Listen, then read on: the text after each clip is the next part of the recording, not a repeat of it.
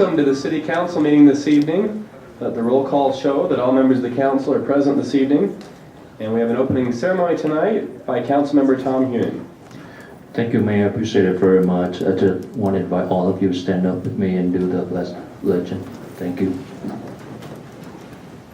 I pledge allegiance to the flag of the United States of America and to the republic for which it stands, one nation under God, indivisible, with liberty and justice for all. Thank you. Thank you. Item 4 tonight is special recognitions, and I see we have a scout group with us tonight, and a good-looking group at that. Is there a senior boy leader who would like to come up and introduce this troop? Tell us your name and your troop number, what badge you're working on, and what school most of you go to. My name is Luke, and this is Troop 144, and we're working on our citizenship in the community, my badge. And Great. we go to different schools like all of us. Why don't you tell them what school you live closest to? I go to Kennedy. Okay. Yeah, so some go to Kennedy, some go to Valley. Good to have you. And you guys are kind of in my neck of the woods, so appreciate having some neighbors out here tonight, and I'll understand be visiting with you gentlemen afterwards. So hope for your sake it's not too long of a meeting. Thank you. Let's see, you're all part of the one troop, aren't you? Yeah. That is a good sized troop. Also, by way of special recognitions, we want to acknowledge Mayor-elect Ron Bigelow with us there in the back. And we appreciate having the mayor-elect with us. And we also have with us Councilmember-elect Lars Northfelt, raising his hand here, who's chosen to spend his birthday with us this evening. So we hope for your sake it's not too long of a meeting either. Great to have you all out tonight. Item 5 on our agenda is the regular meeting of November 5th minutes that need to be approved. Council, is there a action on there you'd like to take? Move for approval of the minutes. Second. Okay, motion is second. Any discussion there? Okay, all in favor of approving the minutes, say aye. Aye. The minutes stand approved. We get an opportunity on rare occasions, but special occasions, to present the Essential Piece Award. And when you think of a puzzle piece, when you think of a puzzle, how there's different pieces that are so critical, and it wouldn't be the same without them. That's why we call this the Essential Piece Award. And we're honored to present this tonight to East Hollywood High School. And I understand we have some representatives from that school here. And let me read a little bit about East Hollywood High, and then I'll have you come up here and maybe say a word or two yourself. East Hollywood High School opened its door in 2003. In fact, it's located in the former KUTV 2 News building in our city. And it offers authentic career preparatory training to high school students with a passion for careers in film production, digital media production, and acting. Through their unique model, East Hollywood High School provides a solid liberal arts education to students in preparation for college entry and assists students at risk of not graduating from high school. Additionally, the school assists in the character education and development of students. East Hollywood High School models their courses around 4 core values: integrity, community, excellence, and acceptance. Because of their unique vision, approach to high school education, and their phenomenal success over their first 10 years in West Valley City, East Hollywood High School is an essential piece of West Valley City. So we want to invite you two to come up to receive this, and we appreciate East Hollywood High.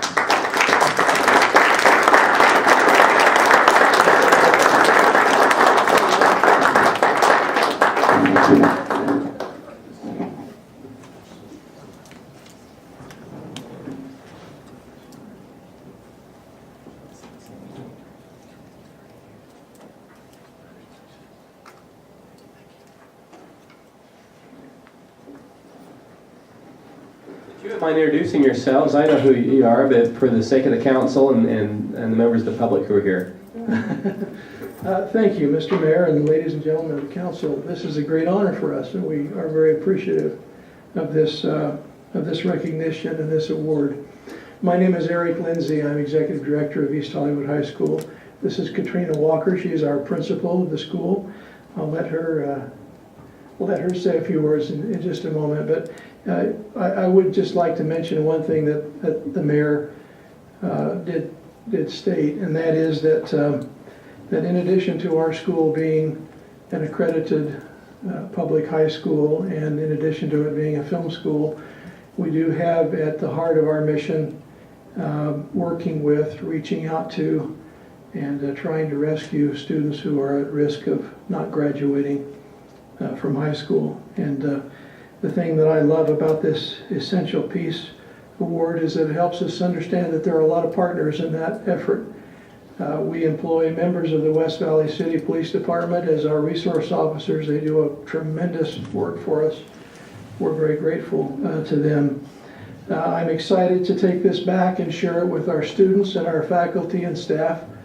As you mentioned, this is our 10-year anniversary in West Valley City as a school, 10 years, and we're calling it our Decade of Excellence, and this is a wonderful capstone for that. So we thank you very, very much for this award.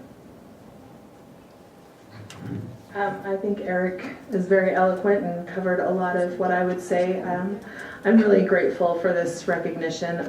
Our teachers and our staff work very hard. They're very committed to helping these youth in this community, and I think that this is, with sometimes very little recognition, so this means a lot, and I know it will mean a lot to our teachers and our staff too, so thank you very much. Thank you both. And boy, when I toured the campus there with Katrina and her team for the 10-year anniversary, it was so impressive, just the heart and soul that school has and brings to our community. And of course, they shared with me stories of people who maybe were dropping out of high school or struggling, because not one size doesn't fit all when it comes to education. And there are a lot of people who are brilliant and who are wonderful human beings and students that just need a different environment to thrive in, and they need to find their niche. And this provides a niche for many, many of those young people who are brilliant and who do have a bright career. And I was impressed how many were also graduating with some college credits, some up to 2 years with some of the concurrent enrollment there. And of course others were going on to major in different things. I love that even though it doesn't have regular athletics like a larger high school, their homecoming game is a kickball game each year between the upperclassmen and lowerclassmen. They have school dances. Halloween's really big there, and that while school uniforms, for example, may work well in some charter schools, acceptance is one of the core values of East Hollywood High, and you see a wonderful variety of young men and women there. So it really is a special place in West Valley City and an essential piece. And we also know that it's a magnet. It brings people from all over the Wasatch Front. Their buses each day go to the closest track stations, and if you can find your way on tracks, then you can find your way to East Hollywood High. And I think that's an innovative way to leverage transit and a school bus. So we're so proud of you guys for your decade of excellence and wish you all the best for many years to come in West Valley. Council, anything you want to add there, Dr. Christensen? I just wanted to add, I have a son who is one of those resource officers, and he comes home every week and talks about East Hollywood High and what fun he has down there. He also has a theater background, so don't be afraid to use him. He doesn't like to tell you that, but don't be afraid to use him if you need to. That's Officer Christensen. I know exactly. I was just going to say that you can tell that it's East Hollywood High because they had their Oscar acceptance speeches training to get up here and well said on what's going on. And they kept looking up to see if the music was going to start playing and we were going to kick them off. But no, just it's good that we honor essential pieces in our community and East Hollywood High, and the things they do there are good stories for us to tell as we're out in the broader community. So thank you. Great, thank you. Anyone else? Great, and Eric and Katrina, because we think so much of you, we're not going to require you to stay for the entire meeting, unlike the Scouts who have to. So feel free to stay, or feel free to get on with the rest of your evening activities, and know how much we do appreciate you. Thank you. Thank you, guys. Item 7 tonight is our comment period, and the first part of that is our public comment period, and we've had Mr. Mark Green sign up to speak. And this is for any item that's not on the regular agenda. So we'll have a public hearing a little bit later regarding a development, but if there's anyone who's come to speak on anything else. Mr. Green? Yeah, I believe my partner Paul Jensen was going to do that. Well, And was your item, sir, about the proposed apartment development, or was it on a different matter? No, it's on apartment. Okay, then I would ask that you hang tight for just a minute until we get to that item. This is kind of the catch-all public hearing for any other items. Okay. Okay. Seeing no one else has signed up for that period, we come to 7B, city manager comments. Mr. Pyle, anything? No, sir. No, sir, thank you. Okay, city council comments. Is there anything? Happy birthday to Lost Matt Morfell. Okay, thank you, Tom. Anyone else? I have a quick comment to say. A few of us were able to attend the National League of Cities Conference in Seattle this past week, which is held once a year, and we've had a number of involvement with those conferences through the years, but I just want to give a shout out to Council Member and Mayor Pro Tem Corey Rushton, who at that conference has been nominated to be one of the chairs of one of the important committees there, the first-tier suburbs, and it was fun while we were in Seattle to see all the big muckety-mucks of the National League of Cities giving awe and deference to Councilman Rushton and his energy and innovation as he represents our city there on the national scale. So just a public shout out to you, Corey, and it was fun to see you in action there. No, thank you, and thanks to the council for their support.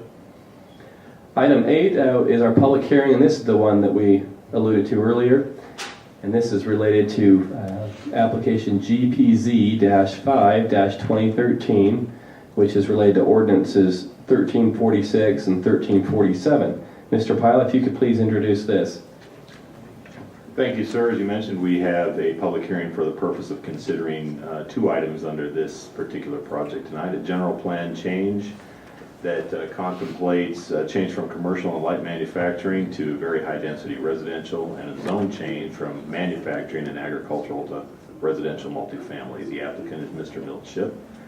And the project under consideration is a 16-acre parcel located at 2882 South Decker Lake Drive. Okay, thank you, sir. As we get ready for the public hearing, Mr. Arcelini, if you could lower the screens and maybe throw up an aerial map of that, I think that would be helpful for not only our decision making, but also for the education of those in attendance tonight, please. I now open the public hearing regarding application GPZ-5-2013, which again is related to ordinances 1346 and 1347. I understand we have the applicant with us tonight, and we invite them to make some comment, and then anyone else who'd like to comment in this public comment period as well. Mr. Ship? And anyone that comes to the microphone, please state your name and address for our records. My name's Milt Ship. Address is 1099 West South Jordan Parkway. I appreciate the opportunity to meet with you. We have hopefully had some of you attend the grand opening of a similar project that just had their grand opening in Lehigh called Crest Haven. I think if you were able to do that, you'll have a glimpse into the quality of the project that we're proposing. If we could go, well, you know, I'm hoping I can see where we are with these slides. I think you can slide the podium back a little bit if that's helpful to you, sir.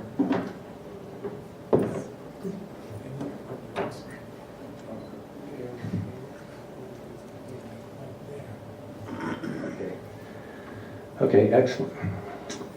What I'd like to do is talk about these projects, or the grand view, the macro level for a moment, and focus on multifamily in your city. Our intent is to come in with a Class A 368 unit apartment project. There are only 4 such projects in the city currently. This will be a place where people will enjoy living. You'll, I think, see a tenant mix of people who are responsible, who are excellent citizens, and it will be something that the city can be proud to have. There are only 9% of the units in West Valley City that are Class A. And so if you look at the demand, we have here a scenario where if people had the choice to come and live in West Valley City and have a Class A project with the amenities that go with it, then I think that you'll see that because our orientation is that of having this be a long-term hold, we're developers who, with the Flam family, my family's involvement, we expect to develop this and maintain it for generations to come. We're not interested in selling it or flipping it. We're interested in maintaining it. And that answers lots of questions. It answers questions that we'll come back to of security and of amenities and upkeep, screening of the tenants who come in. We really want this to work for a long, long time. So if you look at the map of where these Class A apartments are, you'll see that they're all near major shopping. The difference that we add to that is also being on a tracks line, and that'll be a real plus for our tenants. We have a scenario where if you ask the question, I'm going to skip this, if you ask the question about who are we, I want to have some additional people come and talk with you for a moment. I'm going to introduce in a moment Jeff Flam, who you probably have known for years and years. He's operated and built the Decker Lake area for some 15 years in the Lake Point project. But I also have here Tim Soph, and I'd like to have Tim look at the elements of what makes a viable project from a city standpoint. Not just an apartment project, but a vibrant, cohesive, synergistic project that works from an economic development standpoint. Tim, would you do that, please? And Tim, we know you, but again, state your name and address for our minutes, please. My name is Tim Soph with Think Architecture. The address is 5151 South 900 East. And Mayor, thank you, Council. I feel as if I'm among friends. I've been here enough for a long period of time. If I could, my comments will be brief, but I wanted to address more the broad nature rather than the site-specific aspects of this. If you look at that area, kind of that crossroads of 215 and 3500 South, kind of the northeast quadrant, in a broader sense, it's unique. And I'm going to draw a parallel between it and 106 South and I-15 in just a moment here. But if you look at that in the broad sense, it's part of an overall mixed-use pattern or fabric. You have an entertainment core, you have a commercial retail core, you have some housing, you have office, you have hotels, you have now with the addition of tracks, access to both vehicular and mass transit.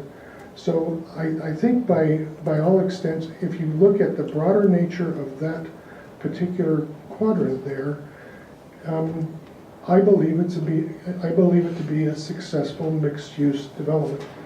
Now, when I say mixed use, I'm trying to explain it in terms of not just individual parts, but individual parts that affect all the other parts. Experience is a great teacher, and I have a lot of it. I remember Southtown Mall area and down where Sandy City Hall is, when there was nothing there. It was completely vacant. I've been working with Sandy City on it ever since, because that was where I lived for many, many years. I think as we look at it now, and we look at all the components that make up that area, I think everybody in this room would look at that and say, it's successful, it's vibrant, there's a lot of things, and it's self-perpetuating, it's sustainable. If you talk to Sandy, and the more current work that we're doing now as they look from Sandy City Hall back to the north towards 90th South, there's a component that they neglected.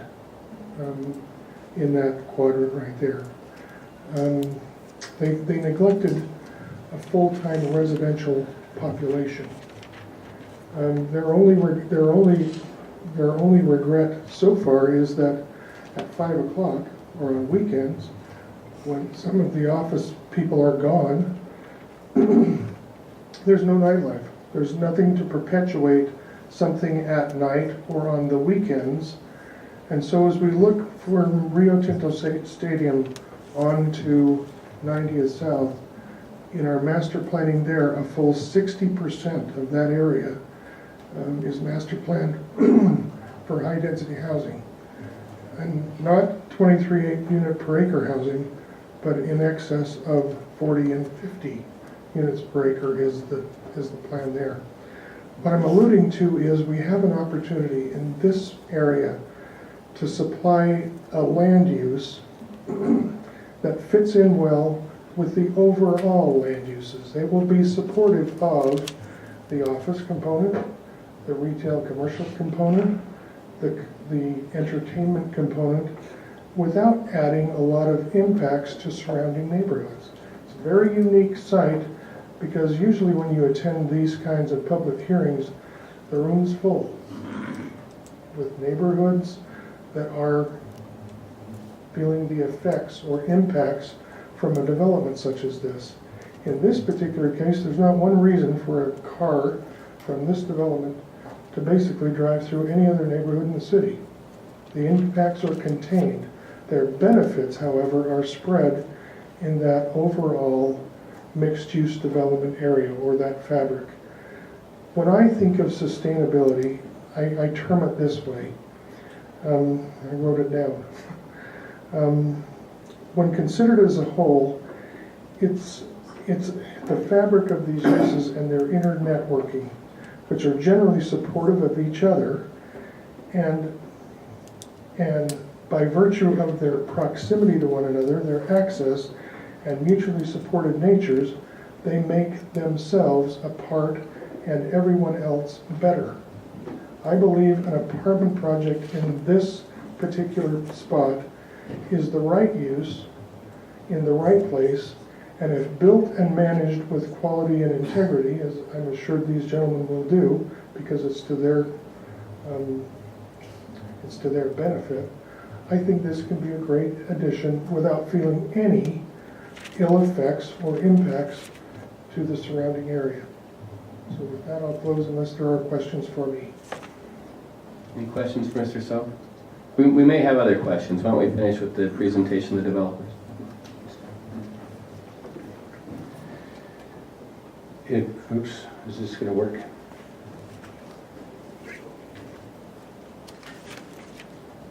Just a minute. We've called in the city attorney to fix the computer. There we go. There we go. This slide will show you the rings that Tim is talking about, where we have a use down around with the 3 components around the Valley Fair Mall.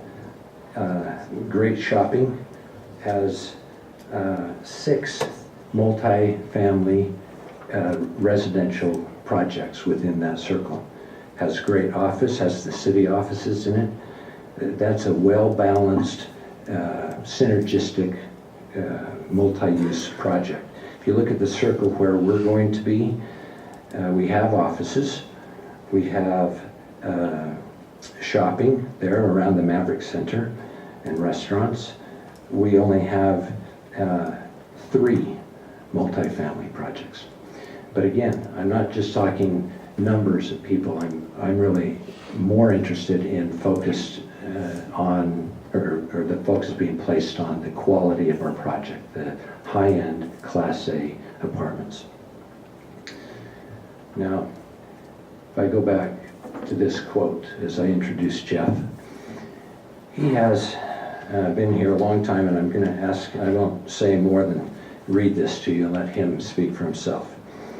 He's indicated that we will not develop another office building at Decker Lake. The market doesn't justify it. Class A apartments make sense here. If we can't do nice apartments, maybe we'll be sitting on the ground for another 15 years. maybe we should put it under greenbelt with a fence around it. Now, his rationale for this is real, and this is where we differ with your great staff. They're very professional, they're very good. If I had a need to have someone protect my interests, I'd want Nicole and everyone else on her team out there doing it. She's tenacious. But we have a difference of opinion here. And the difference is that reality on this site is that Jeff Flam and his family own it. They own the 3 office buildings that they've done. And they have the same attitude with those as what we would like to have with the apartments, which is to keep and hold these for generations to come. The last thing he wants to do is put up a Class B office building or have industrial or a different use that will pull down the value of his 3 office buildings that he intends to keep for generations. He'd rather do nothing than to work against himself. So this is reality. Reality, and this is something that I think that it's not high-level master planning the community unless you want to go past maybe 15 years, but realistically, for the next 15 years, he's prepared to hunker down and do nothing on this ground, rather than shoot himself in the foot with what he's already done. So I would propose that in the city's best interest, it makes a lot of sense to deal with reality and to try to figure out how to have this be a scenario that benefits the city. So if I could ask Jeff to come and tell a little bit more of his expectation. Well, Milk, Jeff Flam, 2520 Walker Lane, Holiday. I think Milk kind of covered how I feel, but let me just give you a little background of who I am and how I've been involved with the city for the last 20 plus years.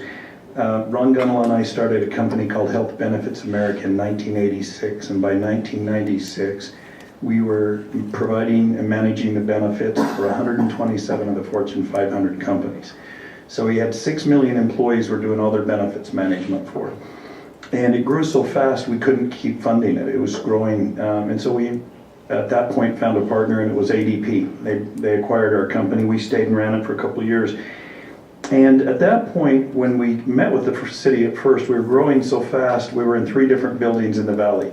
So Ron and I had to find some acreage where we could build a campus and grow, kind of like Franklin did. But as years go on, things change. It's not always exactly what you plan it to be. Things change as time goes on. But when we met with the city, we decided, if we buy this land, will you help us with an SID and put the road into it? And so they did. Once the road was in, then they decided to put the E-Center there, and then Hill Center Theater came, and then everything, because you get some things that draw people, right? So our family owns, and Ron's family own these 3 buildings and the remaining acreage. What's unfortunate is really what's happened in the market. I have 2 other partners, Bill Child and Dave Layton, and we built River Park at 106 South. Now let's just walk through what happened from 2008 to 2012, and this will kind of tell the story of what the market wants, because that's what we're looking at, right? In 2008, big recession, the biggest for many, many years, and it impacted most companies. ADP decided to cut their space in half, from 8 floors to 4. They left us with 3 floors empty in 2 of the buildings. And Fidelity decided to downsize. They closed down that floor they have. So we have 4 floors out of 8 in the 2 buildings empty. From 2008, took us till 2012 to get tenants in that space. So Ron and I were losing $114,000 a month negative cash flow for almost 4 years. So we had borrowed against it heavily, the max we could, and so when it came along for Homeland Security, we sold to them. Wasn't really what we wanted in our Class A park, but we kind of had to do it because we needed the money. Petzel came along, I worked with Keith Morey on that, and at first when he came to me, I said, no way, if I put a warehouse here, it's going to hurt the rest of the park, and we've got $30 million worth of real estate buildings sitting here. I don't want to start bringing in warehouses and have light industrial. It'll kill us. We'll never get renters, and we fought for 4 years trying to get renters. So anyway, so to get the renters there, we've had to go from $17, $18 a foot on every renter. That's what they're in at. had to give them 5 to 6 months free rent, tenant improvements, and huge commissions up front you pay for the whole life of the lease. So when you have that much space empty and you're trying to fill it, you can't borrow money. I mean, it's hard to borrow money anywhere. So I had John Seastrand, president of US Bank, out. John, how can you help me here? We've done a lot of work together on River Park and here. He said, Jeff, we will not lend as a bank out in here. Now, you will not get a Class A building here unless you get a tenant with a 15-year lease that's a credit tenant. There's none of those in the valley because at River Park, in the same time period from 2008 to 2012, we built 4 new buildings. We've got 1,700,000 square feet there. And the rents were between $21 and $24 a foot compared to 17 or 18. Same quality construction, both same kind of building, same architect, same builders, Layton Construction. So what we're talking is comparable in cost. So if I was to build a building here and it cost me the same as building it in Lehigh or South Jordan right now, there I could get the rents, here I won't get them. And Lake Park struggled with the same thing. So if you look at reality, rents are 20% less, but with what we have to do to entice tenants to come, you have to give them so much more free rent. We generally don't give it at River Park. So by the time I give the free rent, we're 25% below. So here's just in summary, as much as I'd love to have it all be Class A, it's not happening. We sold to ADP, we put that land up for sale, build to suit or sell. 17 years it sat there, not one Class A tenant wants to come and have us build a building there. And so that's not going to happen. So if we decide just, well, we'll wait for the right tenant, it may be another 10 or 20 years if one ever does come along. And by then, we're already a 20-year-old park. People don't want to build a brand new building in an old park. It's kind of like building a new home in an old subdivision. It's the same in business. So that's what we're faced with.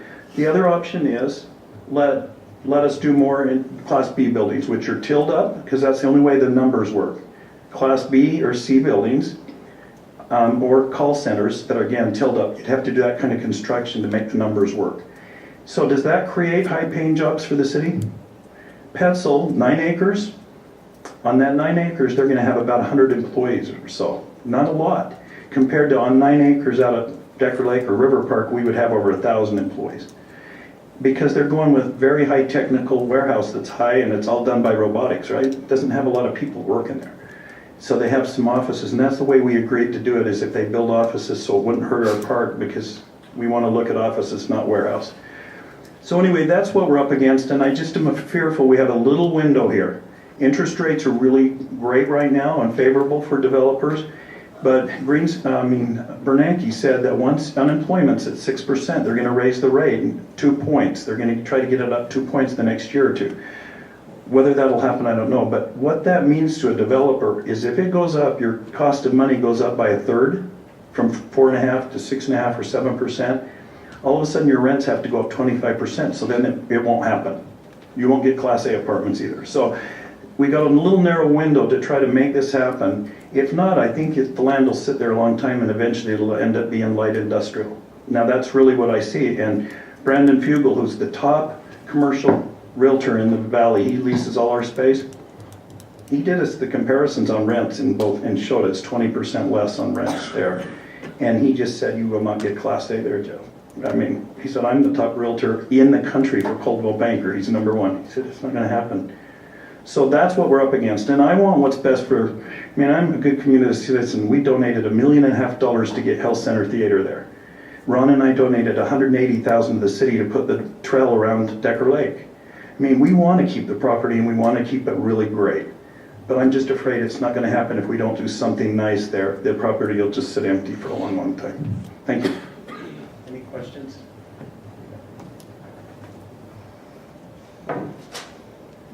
Thank you. See if I can get in the right place here.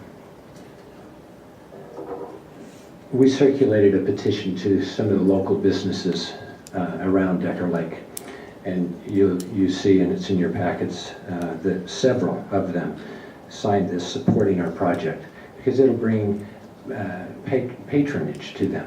And not just what office buildings would bring, it'll bring maybe breakfast, definitely lunch, definitely dinner. And so for those concerns that the city has for existing businesses, wanting to support them and to help them, I think that the multifamily use that we're proposing would be a very helpful thing. Now, I'd like to go forward, and I'll just skip through some of these. It's this slide. When we met with Nicole, she asked us to calculate what the shortfall would be between developing an additional office building and what our reality, based on what Jeff has just told you with the banking regulations and rents and what we can really do, what that difference is. The answer is $9.8 million. Now, if an economic development team wants to step up and try to bridge that gap, that's really what we're talking about in dollars. It's a huge gap. So we have seen in Jeff's situation, and some of the, if you don't know what's happening behind the scenes, someone could easily say, well, wait, we've got activity out there. We've had Petzl come in, we've had Homeland Security, we've had some office leasing, and things have turned and things are great. Reality is, Jeff was a desperate owner, and he discounted heavily in order to fill those up and to stop the bleeding with the negative cash flow. So that's what reality is. So if we can go forward in a positive way, I'd like to focus for a moment on the property tax. And it's really interesting when you see this. I've taken the building that is immediately next to this site that we're talking about. It's called Lake Point 1, and pulled their property taxes, and this is exactly how the county calculates it. So their building, it was valued at $5 million, say $5.2 million. As you see the tax levy, what the tax is, on our size of ground, we could fit 2 of these buildings. And so the tax revenue, realistically, would be $182,000. If you go across to the other side of the page and look at our apartments, this is a value, and that's a conservative value, I might add. That was generated by Craig Burton of Equimark, and this is his business day in and day out. But we only are taxed on 55% of that value. And then the same mill levy, the tax revenue is $575,000, 3.16 times greater than what an office building will generate. Now, at first blush, 182,000 versus 575 doesn't seem like a giant gap there. However, if you deal in reality, like we've tried to help you understand, if it's after 10 years and the property is sat there with no office building, the tax generated is virtually zero. You might have, the ground as it sits being taxed, but it's going to be a few $1,000s compared to $5,756,000 from the apartments. I would hope that the city and whatever you take from that total amount would be able to find some beneficial use for the city. So now let's talk very specifically about the project itself. I've got some pictures here, and I'll let them kind of speak for themselves, except I want to point out that there is no project in West Valley City that has a splash pad. This is kind of the newest and greatest amenity, and kids love it, and we intend to have one. We have renderings. These are pictures. This obviously isn't our project because it's not built yet, but this is what we expect to have it look like. So we have granite countertops. We have wood flooring. It's a project where you're going to have people who really, with the clubhouse, the amenities, we have lots of places to congregate, to be together, to have a sense of community that you would expect in a Class A project. Now, one of the companies that we have is called Candlelight Homes. My partner, Brian Flam, is the main engine of that company. And I'd like Brian to just quickly address the quality of this project through the lens of Candlelight.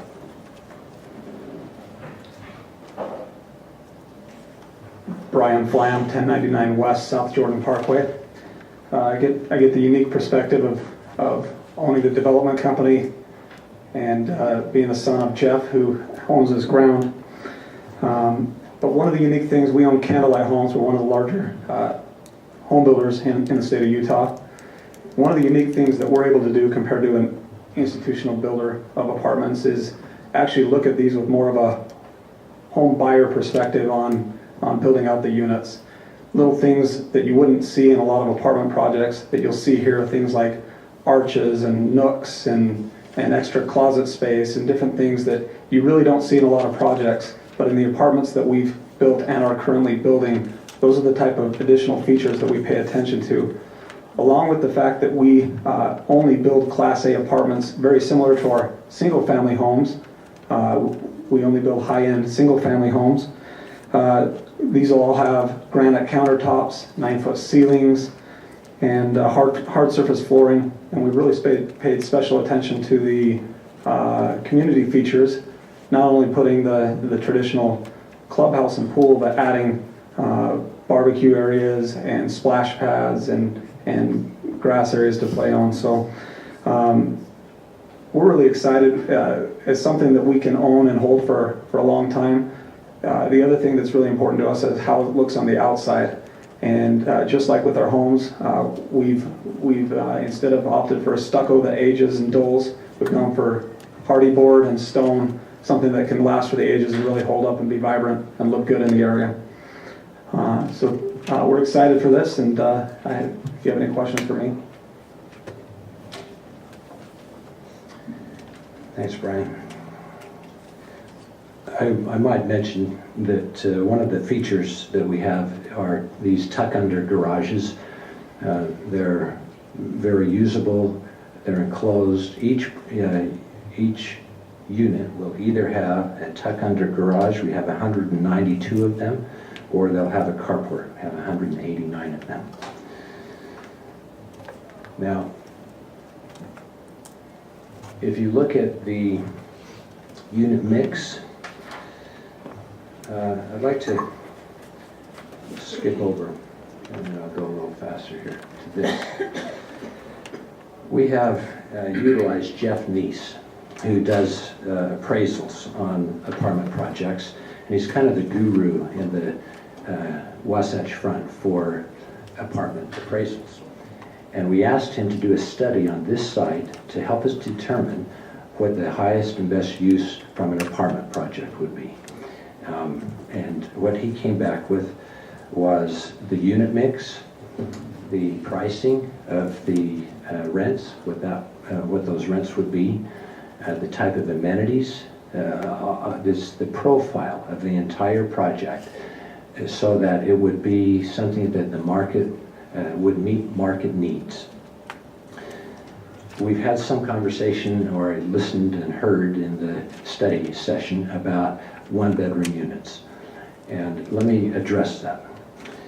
This slide will help do that. It talks about what the typical market square footage is, somewhere between 200 and 925 square feet, and typically between 30 to 45% of the unit mix. And there's a reason for that. I think the mayor correctly stated it earlier, saying that there's a large portion of the community and in our population that don't have children. They're either very young or professionals, or they're empty nesters, but for whatever reason, there's a large component that would go here. But let me come back to this a little later on the next slide. In Salt Lake downtown, the average square footage is about 650 square feet. City Creek, I just got a mailer last night again from them saying come and see our units, and they have them as low as 400 square feet. Fairborn Station, very nice project, has square footage for their one bedrooms of 715 square feet. Now, Jeff Neese, this expert that I mentioned to you, and his report is literally about an inch thick, suggested that our square footage range on one bedrooms between 675 and 775 square feet, and that comprised 42% of our project. what we've done is, after listening to and talking with the Planning Commission, voluntarily said, you know what, we're not going to follow Jeff's recommendation precisely. We're going to increase the square footage to 739 to 906 square feet and reduce the number of one-bedrooms from 42 to 35%. Now, another thing about our one-bedrooms is that we'll be one of the very, very few projects that have washer-dryer hookups in our one-bedrooms. That's quite rare. Now, this slide is really telling. And it's all about looking at the market. It's from an analysis standpoint, as a professional, it's not very logical to only look at it through a hose. You can't just say, look at one project. You have to look at the market. And what is it that we are around? What is our immediate neighborhood? Well, it's Egate. Egate's right there. They have 0 one-bedrooms. So from a market perspective, if you're going to go out and try to address the needs of the marketplace, you really ought to look at these two projects together. And so if you do that, where the arrow points down, you see that there's a one-bedroom component of only 19% of the units when you put ours in the mix are one-bedrooms. It's a very small percentage compared to what it normally is, but it's because we're looking realistically at what's right there in our market. And then the 2 and 3 bedrooms. So I think there's a lot of logic to have even the 42% made a lot of sense. That's where Jeff Neese was, but we've reduced that to 35%. And consequently, in our immediate neighborhood, we only are putting out 19%. Now, a question that you might be asking is, well, is there any place to store stuff in a one-bedroom? I know that there's a feeling of bigger is better and lots of bedrooms, and I appreciate that. We have 7 kids, and we have the need for all of that. But in reality, if 50% of the population out there doesn't have children, then you can see on this that there's a large area right next to the bedroom for closet. There's storage in several other locations. They have a spacious balcony. They still have their garage out there. So there's maneuverability and living room. I don't want to spend too much time on these, but let me shift to the tracks. This is kind of it was not enjoyable for Jeff and his family to have that tracks line bifurcate their Class A office park. It put a wedge right through the middle of it. And it's a literal demarcation zone. You can't cross it easily. And so now you have a natural, it's a man-made barrier that goes right through the park. And if you want to have a campus feel like they have done over in River Park, that tracks line was a death knell. And so, on the other hand, if you take it and you turn it as a positive for multifamily, our residents will love that. I mean, they can hop on there, they can go all through West Valley City and shop and do their, whatever their needs are, it can be a positive. So that's how we choose to look at it at this point.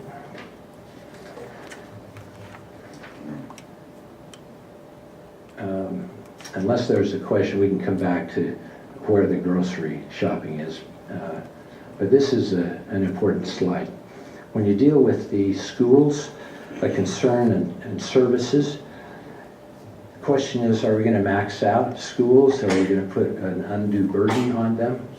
Well, I've called and talked to Redwood Elementary School. Their student-teacher ratio is 25-1. The average in the district is 27.25-1. So they're below. They've got some wiggle room. Same thing with Westlake, 25-1. Average 27.25-1.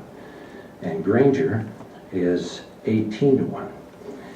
So I don't think we're going to max out a school. I think we're going to help our students have a great education.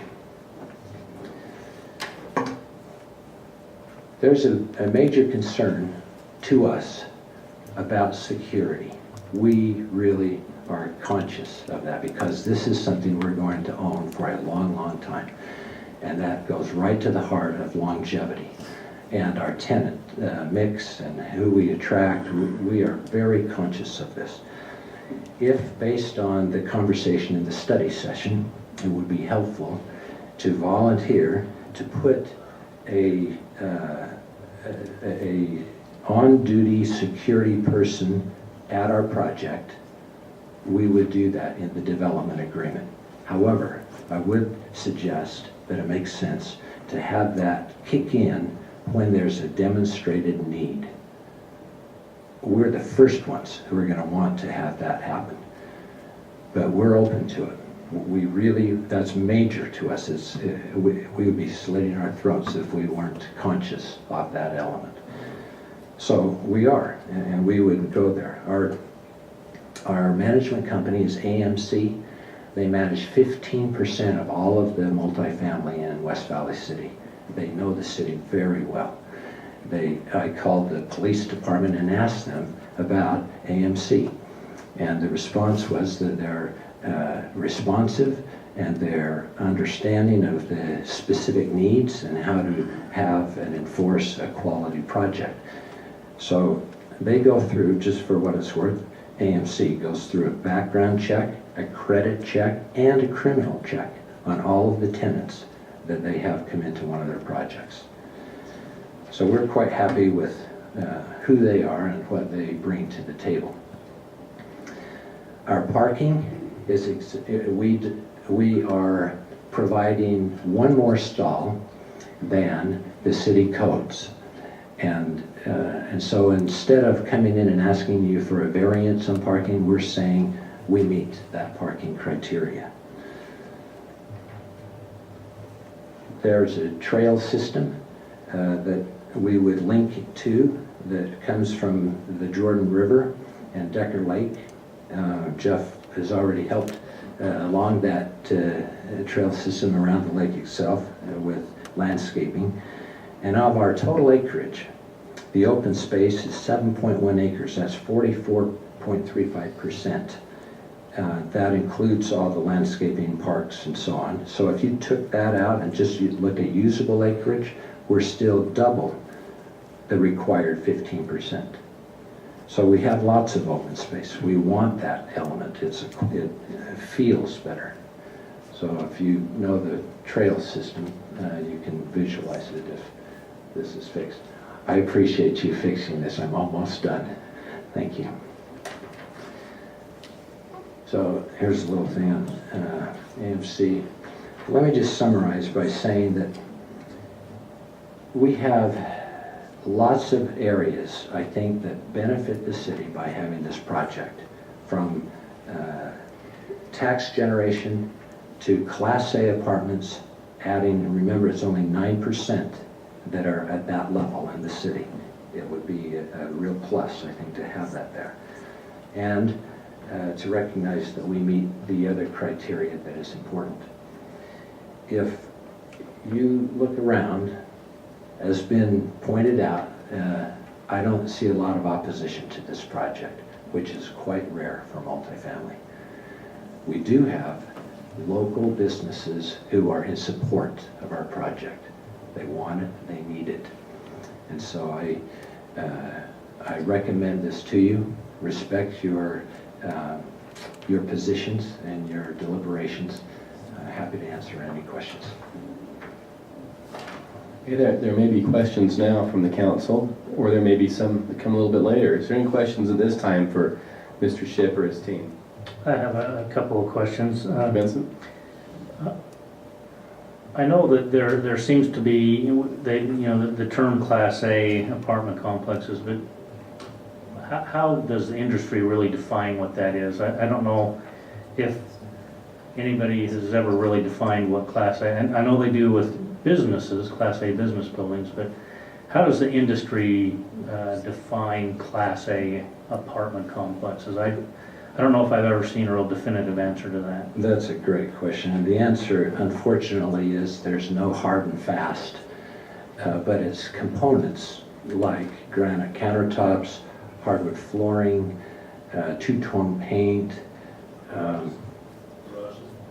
garages, So is it amenities. essentially defined by the developer, the owner? I mean, if Well- the industry's not defining it, I guess Well, there, my there concern is you can come in and say Class A, Yeah. but because there's real no hard, fast rules to what that is, I don't know what we're essentially getting. Well, that's a very good point. And so what we've done to know what, I had this very conversation with Craig Craig Burton, his partner is Mark Milburn, of Equimark. They sell probably 80% of the apartment projects up and down the Wasatch Front. And I said, you tell me, is this a Class A project? Here are the elements that we're going to have. His answer was yes. Now, it's really one of these based on, how to, there's no published criteria, but somebody like that knows the difference between a Class A and a Class B just by, a few seconds of observation. So we're relying on a designated and very authoritative third party for that Class A label. Okay, thank you. You said you had a couple questions. Maybe I'll ask them later. Fair enough. Any other questions at this time for Mr. Shipp and this team?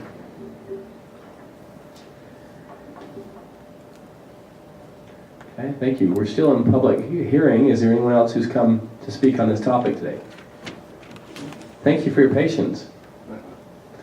And as you saw, state your name and address for our records, please. Happy to do that. Paul Jensen, business address is 5284 South Commerce Drive in Murray. Mark Green and I own property immediately north and across the street from the East Center. So we're on the northwest corner of 31st South and Decker Lake Drive. We have no financial interest whatsoever in the project we're discussing tonight.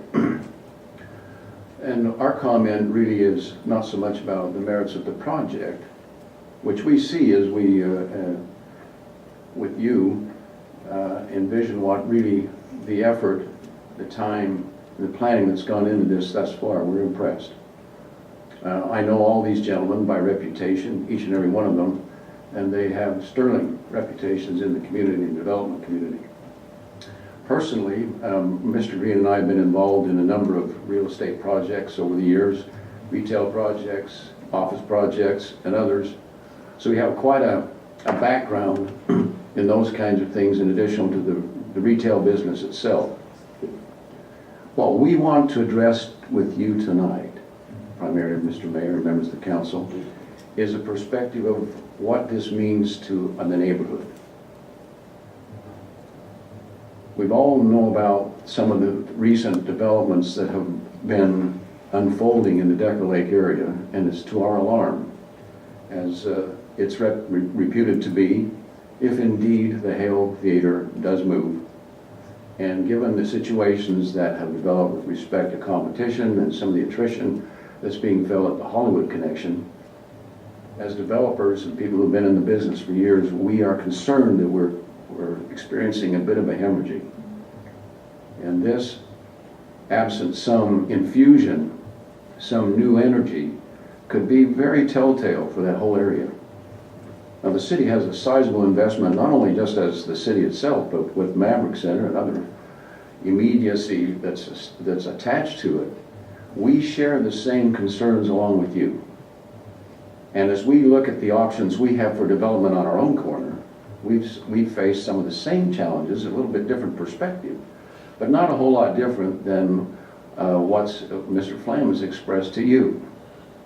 Having been in this business as long as I am, I know that it is a difficult proposition at best for him to be able to secure any financing for office buildings in the area. I think if circumstances were different, we'd be the first to say, by all means, let's build some high-rises here. It'd be a great thing to do. But it just seems that it's not on the cards. And so what really is a solution for us? How can we bring something more vitality oriented back to the equation so that we can increase the value to the community and to those of us who are invested in the properties that are about the Maverick Center? As we've looked at what they're proposing, we feel that this is a very positive step forward. It's going to really add some of that vitality I've just referred to. Given the fact that they're willing to expend the additional effort to create a Class A product, and by my own definition, it includes fit and finish, starting with the exterior and going to the appointments and those things that are within the spaces inside these apartments, this appears to us to be a very worthwhile project. And so we would hope that you would share the same view with us, that to let things stay and remain in the condition they're in now, that we are seeing a slow bleed out. And we think that's dangerous. I don't mean to overstate it, but it's not a good precedent. We need some more vitality in that area, and we hope that this would be one of the excellent, realistic choices that could make it possible. So for what it's worth, we endorse it and hope that you will find it to your approval as well. I'd be happy to answer any questions you may have. Mr. Jensen, just for clarification, so the property you and Mr. Green own, is that the one immediately east of Staybridge Suites? Right there on the northwest Exactly. corner? We are on the northwest corner. We have 5 acres. Yes. And we were, at one time, we were the owners of where the Staybridge is and also where the apartments are now, where the Miller project is. We've owned that for now well over 15 years. And what's been your prospects for that corner long term? We've looked at just about every imaginable use that we would consider to be valuable and worthwhile for the city and bear out the economics, and we're still struggling. Any other questions for Mr. Jensen? Thank you for your time. Thank you. Is there anyone else who's come to speak on this matter tonight? Anything in conclusion, Mr. Shipp? Yes, thank you. One of the other elements that I want to be sure is stated openly are our rents. We're looking anywhere between $900 and $1,200 in rent. I hope that communicates volumes about what this is all about. Thank you. Thank you. Any other items in this public hearing tonight? Mr. Flam, please come to the microphone. Just one other thing I wanted to point out that Tim has worked on for us. If we could go back to the slide that shows the layout, where it just shows the site map, where the apartments would be. I just want to point out something. I think this is really key.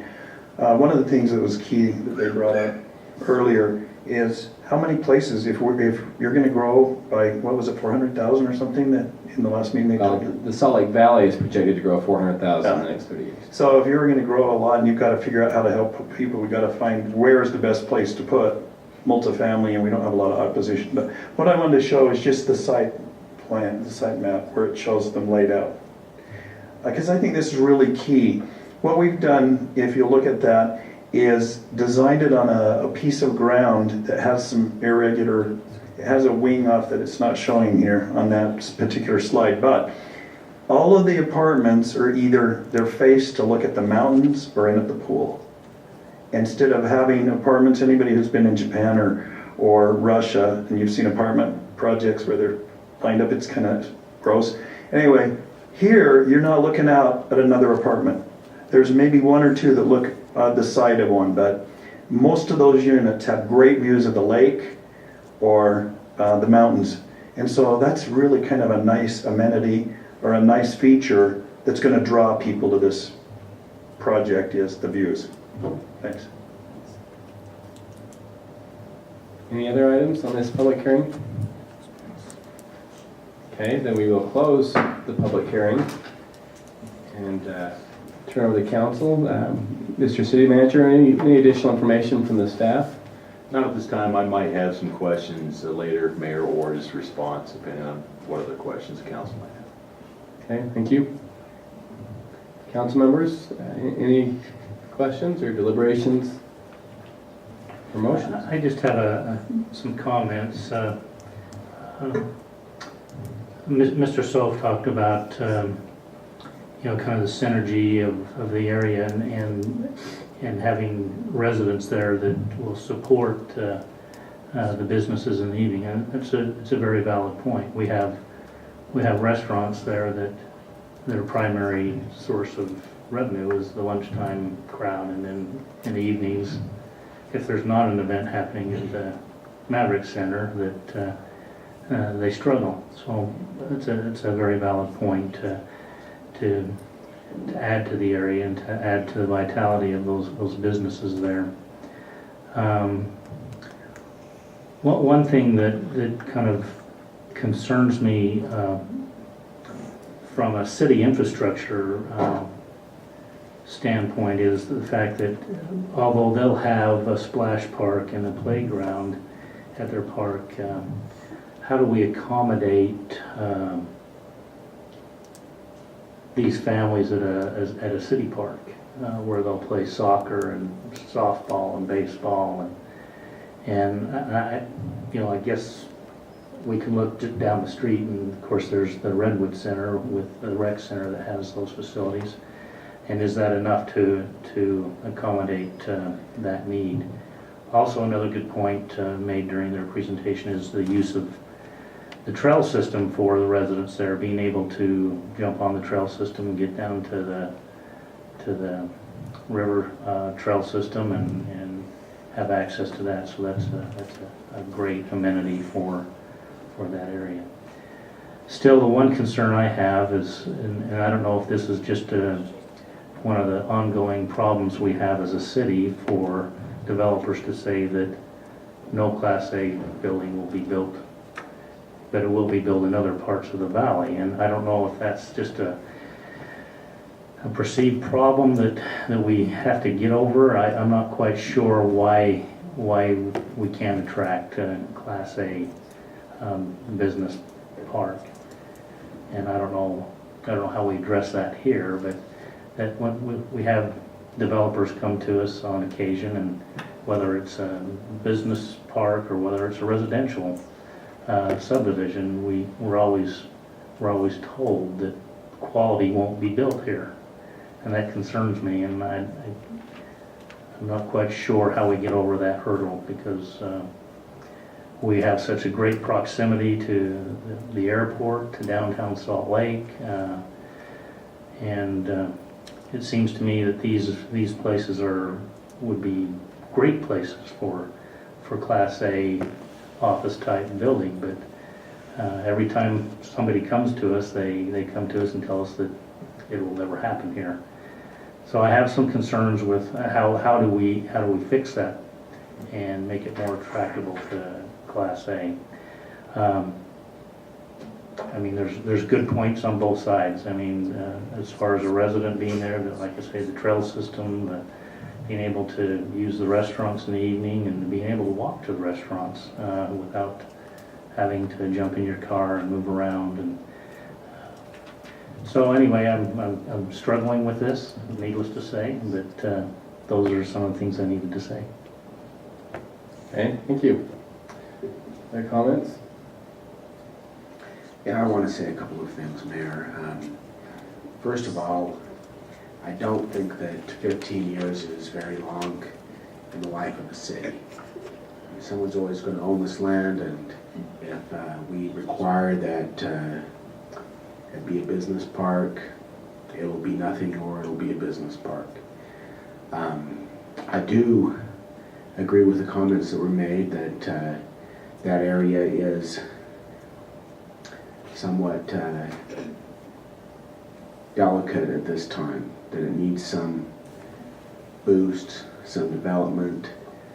I would like to see some more park space, some more green space, but what I looked at when I drove around there is I saw certainly that road with the tracks laying in the middle of it cuts through there, makes it seem to be distinct areas on one side or the other side.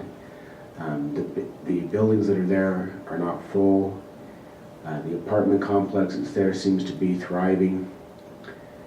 And just kind of a judgment that I make when I look at all these developments coming in is, would I like to live there?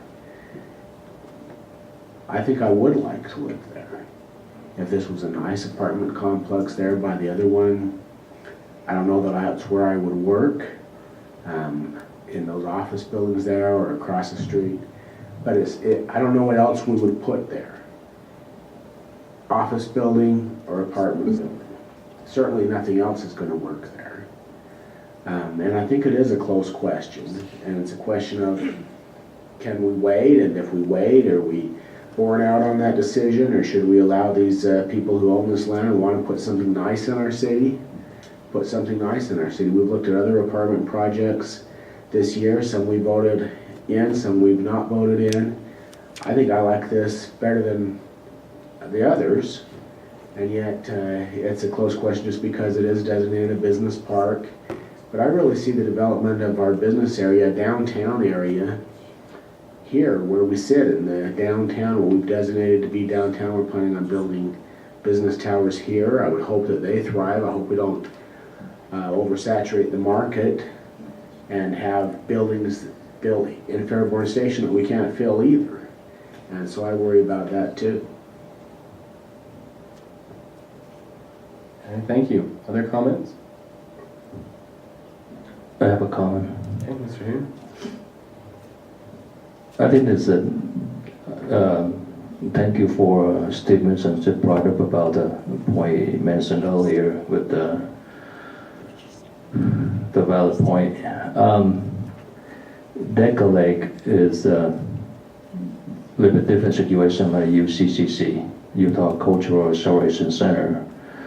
They mentioned about if this one does not work out, they're gonna hold on for 15 years or more. It's tough for the city because this amount of money, the tax we can generate, and we can do something for our city. For example, like for police officer, we can hire more police officer. We can use that money for to pay the debt service for Utopia. I understand it's a very complex and very difficult for us to make a decision. But here, UCCC is a very unique place. We can hold on and we can find the right person to build this place because this is the icon for our city. Not only for icon for our city, but also icon for the Utah. And that reason why we kept waiting and waiting for the right person. The other option we can do is we can go out and buy the lot from Jeff Flam. But here, that's not our business. Our business, our government business is let the private sector to do that job. It's not we're going to go out and buy land and build homes or build office buildings. So till I go back to Steve Bueller, it's very difficult for us to make the decision, to try to find the right person in the right moment and a right project for this area. But however, go back to Mr. Ship, he mentioned earlier about this is a long term for his family and his partner family from generation to generation to come. And he will use that place as, also he mentioned about security right there as the offer to enter the agreement with the city to have the security personnel on site. And here, it's not like the same one that we have right now, that's the Lake Park area. The Lake Park is an abandoned baby. It seems like so many problems there and so many stories you can tell there. And it's like a cancer right now. It's moving around inside the body. You see recently is that UPS have a raid there too. And I'm very concerned about it. I just want someone there, they own it and they keep it for good. Okay, good points. Other comments, Mr. Rushton? I guess I'll chime in here. I first want to just, add to or address things that Councilman Vincent, Councilman Bueller said. And the thing where I wholeheartedly couldn't agree more with Councilman Bueller when he says 15 years in the life of the city is nothing. And as we're, I think it's been a good exercise in land usage as we've been going through with our planning commission on just what the goals of our city are and where we're trying to get through and why we even have a planning commission and why we even have a master plan and why we even are trying to achieve the goals and needs of the entire city.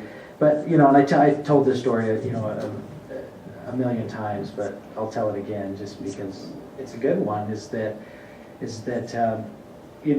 part of the reason that if everything was just approved because of what would demand the highest rents or could go in market rate tomorrow, we wouldn't need to be here because the market would just take care of it and everything would happen. And the story that I go back to, and it's, I witnessed this as a young boy running around the streets of Hunter West Valley, was that the Palmer brothers started building homes in West Valley City in the early 70s, and they're nice, beautiful, all brick homes that a number of our residents still live in, and those neighborhoods have stayed pretty well up, and Councilman Vincent is one of them. And all of a sudden, the OPEC things happened, and all kinds of other things happened, and housing market fell out, and so the appeal to the county was, Palmer Brothers said, we can't build this anymore, and so they turned it over to another builder who said, this is what the market will take, and they put in, a number of split entry homes that were very nice for 20, 25 years, but now are some of our neighborhoods that struggle. And so that's why when we're trying to plan things for the long term, it really is a long haul. And so I appreciate Steve pointing that up, and it reminded me, of the houses that are very near Councilman Vincent's house that are, you can tell, Palmer Brothers houses and after just market rate ones, and the toll that they really have on our city now, that a lot of our plans are to how to deal with that. And so that was good. The other thing I think in answer to Councilman Vincent's question about when somebody could come in and say, we're going to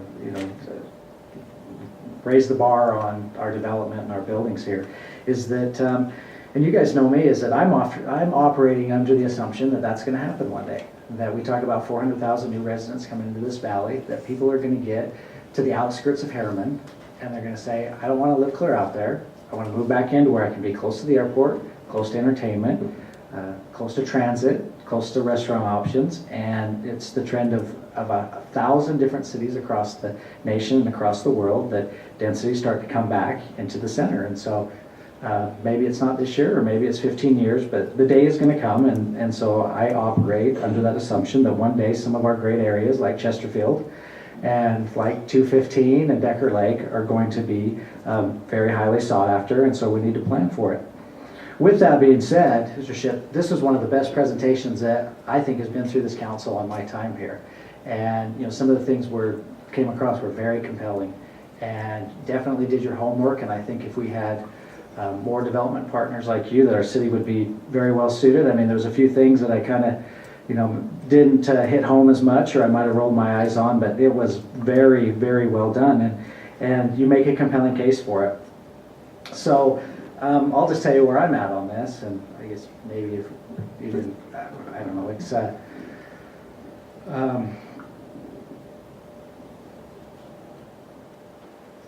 well, I went to the Valley Fair Mall as a young boy, and I saw the movie Tremors. I don't know if any of you've seen it. It's a great movie. I'll put the plug in for it. There's this part in the movie where the guys are stuck on the rock, and they don't know what to do because the subterranean monsters are about to get them. And one turns to the other and says, what do we do? And the other says, well, we run. And he says, that's not a plan, He's like, running is what you do when a plan fails. And in some ways, I think that we're kind of stuck in that situation. We're kind of between a rock and a graboid, I guess is the analogy would be. And so to me, instead of just trying to run to just find the immediate vibrancy or the immediate sell, it takes me away from just what our plan is and just how well it's been that we've had this exercise on trying to develop plans. And as I've said with other things, if we're going to get rid of some things here, we probably need to compensate for them over here, because one thing that is important to the vibrancy of any city is to have the right mix. We can't have all office buildings, we can't have all residence towers, we need to just have that good mix. And so, I kind of come back to just the plan on things, and to where, even though there's a lot of compelling things in here, and I don't, where I usually overthink things, and in this one I'm really not overthinking point by point of everything that was brought up, because to me it comes back to the plan. And the way that I approach things like this, and it might not be the way that you guys approach it, but just to let you know how I approach it, is that if we're going to move from drastically different classifications and uses, from industrial to commercial, or for in this case from a office building type designation into a multifamily residential, I kind of, to borrow phrases from the legal term, I kind of operate under the shadow of a doubt theory as opposed to just maybe a preponderance of the evidence type thing. And so for me, even though it's great and everything, I'm more inclined to stick with our general plan, and because it just doesn't quite meet that barrier of to be a slam dunk and beyond a shadow of a doubt type maneuver on this. And I think there's too many things up in the air and too many things that need to be planned for and accounted for. And so I don't know if, I guess we can still talk about it, but Mayor, I would move for denial of ordinance 1346. We have a motion for denial of ordinance 1346. Is there a second? I'll second. And just a little bit of explanation. I think the project is a quality project. I think that a lot of questions were answered. There's a few more even though they were addressed in the presentation, I didn't get the answers that I wanted as far as the walkability, the shops being closer. I think there's other places in the city that something like this would work. There's just some places we have to hold out to stay with the general plan, leave the office designation, and then look for the residential, especially the high density, in different locations. I think if we don't hold out, we are going to have a long-term effect on this area that may not be positive. Okay, thank you. Any other discussions, or any discussions to this motion that's now on the table?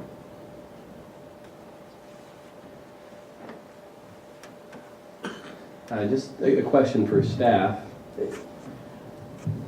Well, this is really for the applicant too, but I think staff can answer.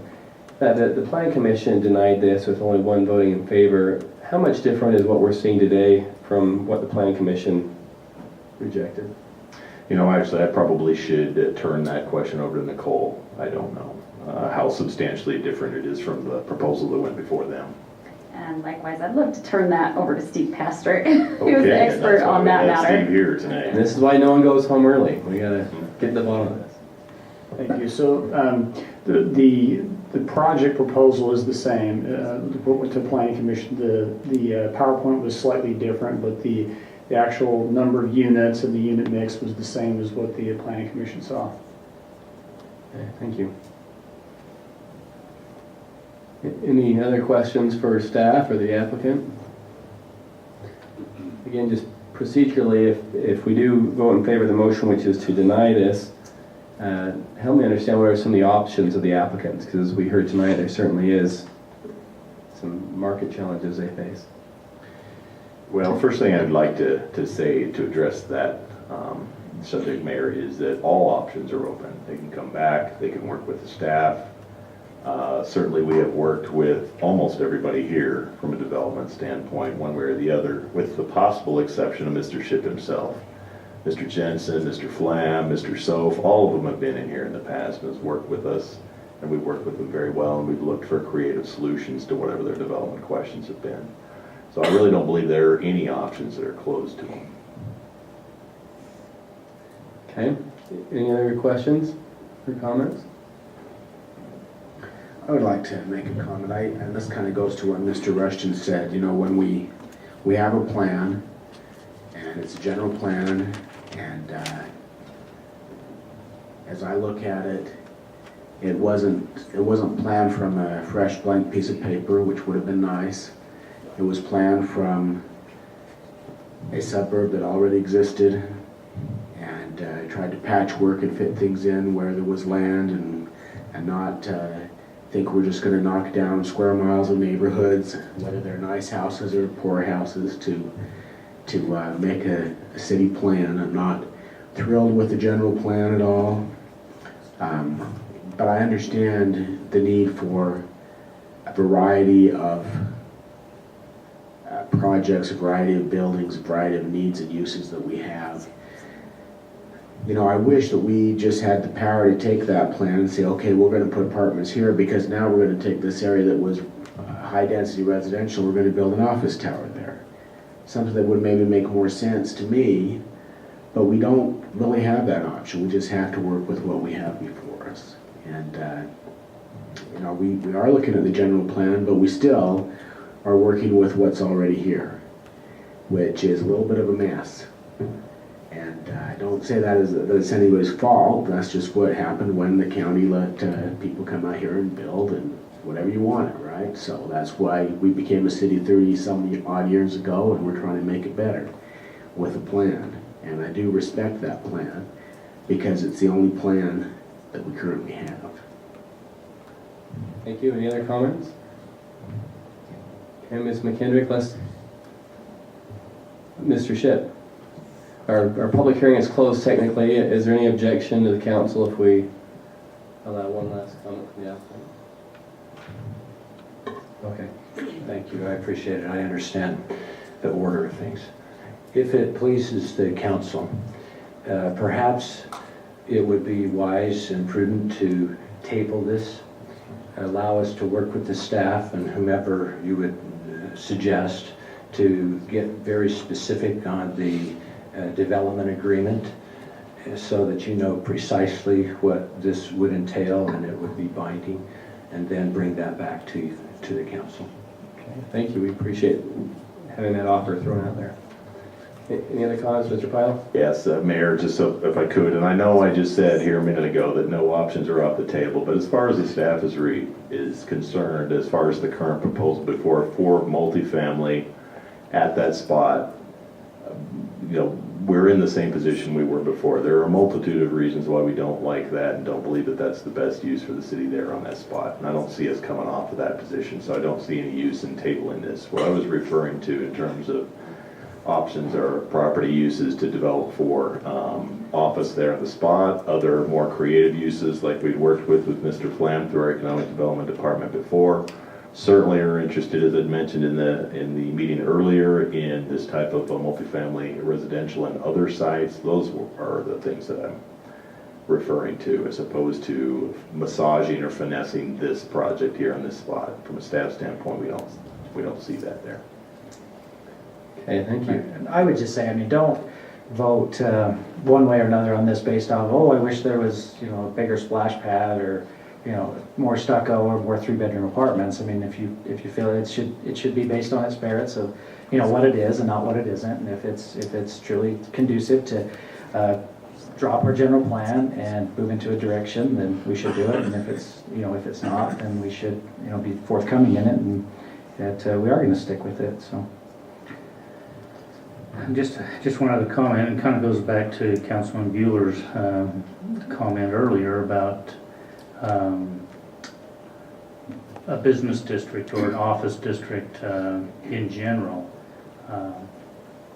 Do we want that to be here at the city center? If it is here at the city center, does this piece detract from that? Do we want this to be the housing center like we're building here to the west? And so I think as we look at the general plan, of course it's already set, we can change that going forward, but there's always those questions that linger as to, you know, does that area move to this area? And but I do agree, you know, when you talk about the life of a city, you know, we talk about having a 20-year plan or a 30-year plan, and so we have to look beyond just now. So. Okay, any other comments? Mayor, can I make one more comment? Yes, you may. That's why I asked. Thank you. And this really has nothing to do with the project per se. And once again, I want to go on record as appreciating greatly the efforts of the gentlemen that are in here. And in past projects, cooperation with the city and development that has occurred heretofore. So this has nothing to do with that project or their efforts per se. This is really more directed to you as a city council and we as a staff and frankly all of us as residents here in the city as we look at the future of our city. I think sometimes in these conversations where we have a developer come in and we have discussion about what the market will bear and what it won't bear, those are all suppositions. Yes, we had facts and figures that were proposed before us on slides here tonight, many of which frankly I didn't agree with from an objective standpoint, analysis standpoint, but that's also neither here nor there. My point is that we need to recognize and remember the leaps and the bounds and the progress that we've made in this city over the last 15 to 20 years and why we have made that and how we have made that and through the efforts that we have made that. Certainly that's been with the great efforts of the partners that we've worked with from the development community over the years, and we value that relationship. But I don't think it should be undersold what the developments of, what the efforts of the city themselves have contributed to that. So I don't think whatever the decision is made on this particular project, and by the way, we can work with the residential development there just as well as we can the office, as we stated earlier. But whatever decision is made along those lines, it should be made with and within the context of the work that we have done here and the great work that we have done within the city. Let's not sell our birthright in terms of vacant land or other developable opportunities within the city because we fear that we might not get something we want, or we fear that we've got some danger in some other area. We've proved over and over again that we can affect the economic development and the development situation and the development climate of this city. We've made a business of defying conventional wisdom as to what can develop here in West Valley City. So that's the only thing I want. If that sounds like cheerleading a little bit, then I apologize for that. And once again, it has nothing to do with this project per se. But we as council members and staff members here, I hope, are always carrying that attitude within us. That's all I have there. Okay. Thank you, Ms. McKendrick. Let's do a roll call vote. And again, this is for a motion to deny ordinance 1346. So if you say aye, you're in favor of denial. If you say nay, you're not in favor of denial. Mr. Vincent? Yes. Mrs. Lane? Yes. Mr. Bueller? Aye. Mr. Hume? Nay. Mr. Rushton? Aye. Mr. Christensen? Nay. Mayor Winder? Nay. Looks like the ayes have it. 4-3, ordinance 13-46 is denied. We have before us related to that ordinance 13-47. Any further introduction, Mr. Pyle? No, sir, thank you. Okay, we have a motion there. Move for denial is 1447. Second. Okay, we have a motion and a second to deny, and without 1346 in play, 1347 doesn't make a lot of sense. All in favor of the motion to deny 1347, say aye. Aye. Those who oppose? Okay, we have one resolution, 13166. Thank you, sir. We would like to renew our agreement with Pinnacle Risk Management Services, who provide claims adjusting and administrative services for our workers' compensation program. Okay, we've discussed this in our study meeting. Any additional comments or questions or a motion? Move for approval of resolution 13166. Second. Okay, thank you both. Any discussion? Okay, all in favor say aye. Aye. That appears to be unanimous in the affirmative. And now we will convene as the Board of Canvassers, which we do periodically, to consider resolution 13167. Correct me if I'm wrong, Mr. Pyle, this is just finalizing the election results as given to us by the Salt Lake County Clerk earlier today. That's correct, sir, and they are before you. Okay, thank you. Would anyone like to make a motion there? The stipulated do it. Oh, I'll move for approval of resolution 13167. Second. Yeah. Okay, thank you both. And they happen to like these results because they won, but it is correct as far as we know. Any discussion there? All in favor of approval, say aye. Aye. And it is official. Ron Bigelow is now officially the mayor-elect, and Lars Nordenfeld is officially councilman-elect now that we've certified that as the Board of Canvassers. Any need for executive session tonight? No, sir. Okay, then we come to item 12, which is to adjourn.